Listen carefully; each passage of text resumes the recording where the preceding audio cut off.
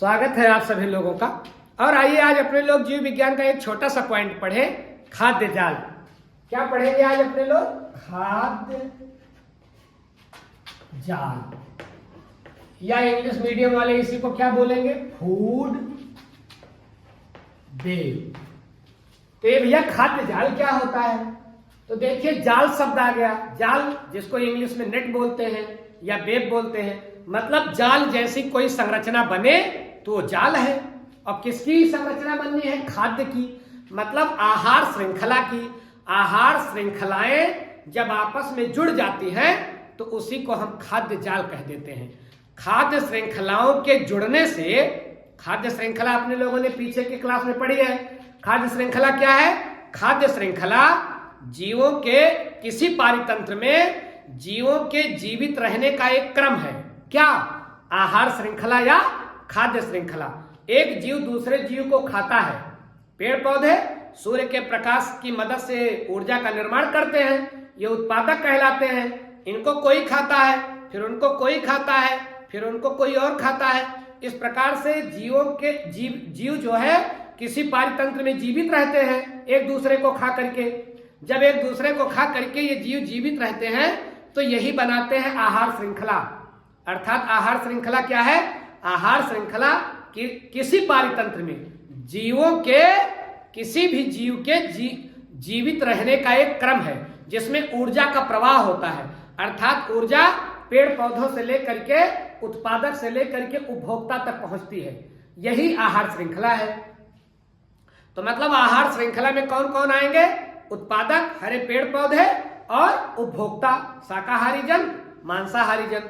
तो ये कई आहार श्रृंखलाएं अगर आपस में जुड़ जाएं, कई आहार श्रृंखलाएं आपस में जुड़ जाएं तो उसी को खाद्य जाल बोलते हैं। कई आहार श्रृंखलाएं, कई खाद्य श्रृंखलाएं, कई खाद्य श्रृंखलाएं आपस में जुड़ जाएं और जाल जैसी संरचना बना लें तो इसी को खाद्य जाल कहते हैं। एक लाइन में आपको परिभाषित करना हो तो आप कहेंगे कि खाद्य श्रृंखलाओं का जुड़ना ही खाद्य जाल है, या खाद्य श्रृंखलाएं आपस में जुड़ करके खाद्य जाल का निर्माण करती हैं। आइए जरा देखें अपने लोग। पहले तो एक खाद्य श्रृंखला बनाए। जैसे देखें, पेड़ पौधे या घास, ये प्रकृति में क्या कहलाते हैं? ये कहलाते हैं उत्पादक। क्यों? क्योंकि सूर्य के प्रकाश की मदद से यही सबसे पहले सूर्य ऊर्जा को एब्जॉर्ब करते हैं, अपना भोजन बनाते हैं। तो घास हो गया उत्पादक। अब घास और पेड़ पौधे हो गए उत्पादक। इनको कौन खा सकता है? इनको टिड्डा खा सकता है। तो टिड्डा सबसे पहली बार पेड़ पौधों को खाता है, इसलिए कहलाएगा प्राथमिक उपभोक्ता। क्या कहलाएगा? प्राथमिक उपभोक्ता। और ये कैसा होगा? ये होगा शाकाहारी, क्योंकि ये केवल पेड़ पौधों पर अपने भोजन के लिए डिपेंड रहेगा, केवल पेड़ पौधों को खाएगा। अब टिड्डे को हो सकता है मेढक खा ले। तो जब मेढक खा लेगा टिड्डे को, तो मेढक क्या कहलाएगा? मेढक कहलाएगा द्वितीयक उपभोक्ता, क्योंकि ये किसको खा रहा है? ये टिड्डे को खा रहा है।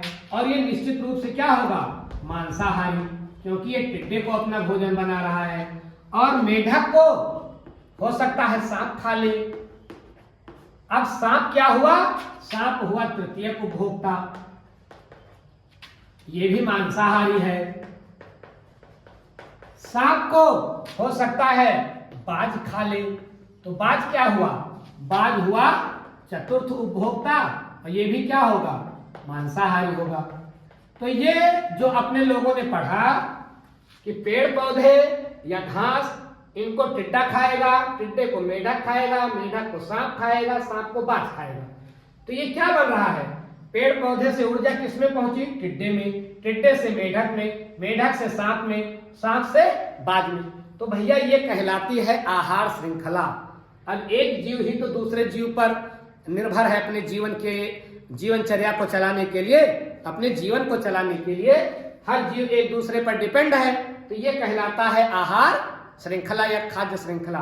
लेकिन क्या पेड़ पौधे या घास को केवल टिड्डा ही खाएगा किसी पारितंत्र में? मान लीजिए किसी जंगल का पारितंत्र है, किसी जंगल का पारितंत्र है। पारितंत्र मतलब समझ रहे हो ना, इसके पहले अपने लोगों ने पढ़ा है पारितंत्र क्या होता है। किसी पर्यावरण में जैव और अजैव घटक का समायोजन ही पारितंत्र कहलाता है। तो मान लीजिए किसी जंगल का पारितंत्र है, उसमें पेड़ पौधे भी हैं, घास भी है, तो क्या पेड़ पौधे और घास को केवल टिड्डा ही खाएगा? नहीं, हो सकता है पेड़ पौधे को या घास को, जो वहां फसलें हैं उसको चूहा भी खा ले। अब चूहा खाएगा और चूहे को सांप खाएगा, तो चूहे को सांप खाएगा तो चूहा क्या हो गया? चूहा हो गया प्राथमिक उपभोक्ता और सांप हो गया द्वितीयक उपभोक्ता। फिर सांप को बाज खा लेगा। तो देखिए अब एक ही जो है पारितंत्र में एक से अधिक चलने लगी ना आहार श्रृंखला। एक आहार श्रृंखला चल रही थी, अब हो सकता है किसी को चूहा खाए, चूहे को सांप खाए। एक और स्थिति देखें, हो सकता है कि जो वहां अन्न हो रहा है, जंगल में जो खाद्य पदार्थ हो रहे हैं, उसको चूहा खाए और चूहे को बिल्ली खा ले, और बिल्ली को हो सकता है कि शेर खा ले। तो अब देखिए, चूहे को सांप ही नहीं खा रहा है, चूहे को बिल्ली भी खा ले रही है, तो ये एक और खाद्य श्रृंखला चलने लगी। इधर देखें, हो सकता है घास को हिरण खाए, हिरण को शेर खा ले। तो अब बताइए, एक ही जंगल में एक से अधिक आहार श्रृंखला चल रही है कि नहीं? हो सकता है पेड़ पौधे या घास को गिलहरी खाए, गिलहरी को नेवला खा ले या लोमड़ी खा ले, और लोमड़ी को शेर खा ले। तो देखिए, एक साथ एक ही जंगल में, एक ही पारितंत्र में क्या चल रहा है? कई प्रकार की आहार श्रृंखलाएं चल रही हैं। अब जब कई आहार श्रृंखलाएं चल रही हैं, तो ये दिखने में कैसा दिख रहा है? अब ये दिखने में दिख रहा है कि मानो ये क्या है? ये एक जाल जैसा दिख रहा है। इसलिए इसको हम क्या बोलेंगे? इसलिए इसको हम बोलेंगे खाद्य जाल। मतलब कई आहार श्रृंखलाएं आपस में जुड़ करके खाद्य जाल का निर्माण करती हैं। फिर हो सकता है यही पेड़ पौधे में जो खाद्य पदार्थ हो, उसमें उसको चिड़िया खा ले, चिड़िया को हो सकता है बाज खा ले। इस प्रकार से एक ही पारितंत्र में अगर एक से अधिक आहार श्रृंखलाएं चल रही हैं, तो किसका निर्माण करेंगी? तो एक प्रकार का जाल ये दिख रहा है कि नहीं? एक प्रकार का ये जाल दिख रहा है, और मान लेते हैं कि ये जंगल का पारितंत्र है। तो जंगल के पारितंत्र में एक से अधिक आहार श्रृंखलाएं चल रही हैं। तो सीधी सी बात है कि खाद्य जाल क्या है? फूड वेब क्या है? कई फूड चेन मिल जाए तो फूड वेब बन जाता है, कई आहार श्रृंखलाएं मिल जाए तो फिर खाद्य जाल बन जाता है। मुझे लगता है ये छोटा सा पॉइंट आप समझे होंगे कि आहार श्रृंखलाओं के जुड़ने से खाद्य जाल बनता है, खाद्य श्रृंखलाओं के जुड़ने से खाद्य जाल बनता है, फूड चेन के, कई फूड चेन के मिलने से फूड वेब बनता है। ऐसे ही जीव विज्ञान की अन्य कक्षाओं के साथ हम शीघ्र ही आपसे मिलेंगे।